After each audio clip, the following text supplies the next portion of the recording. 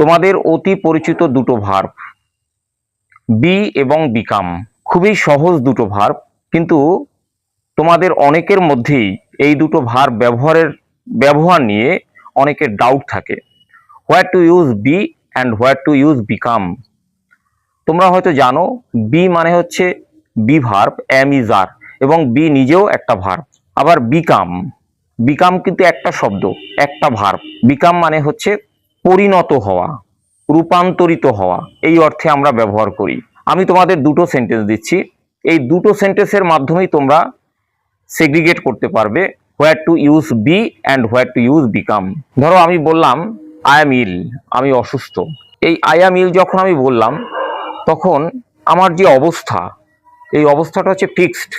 আমি অসুস্থ, হয়তো দেখা যায় 2-3 দিন ধরে অসুস্থ, এবং টিল নাও, এখনো পর্যন্ত আমি অসুস্থ আছি, অসুস্থতার মধ্যে আছি, তখন আমি বলতে পারি আই অ্যাম ইল। এটাকে যদি আমরা এভাবে বলি আই বিকাম ইল, তাহলে আই অ্যাম ইল এবং আই বিকাম ইল এই দুটোর মিনিং কি একই হবে? না, এক হবে না। আই বিকাম ইল এটার মানে হলো তুমি একটু আগেও সুস্থ ছিলে, তোমার এই সুস্থতা থেকে এখন তুমি অসুস্থ হয়ে পড়েছো। এই যে বা যারা আমার সামনে আছে তারা আমার সুস্থ রূপটা একটু আগেও দেখেছিল, বাট আমি এই মুহূর্তে অসুস্থ হয়ে পড়েছি, তখন আমি বলতে পারি আই বিকাম ইল।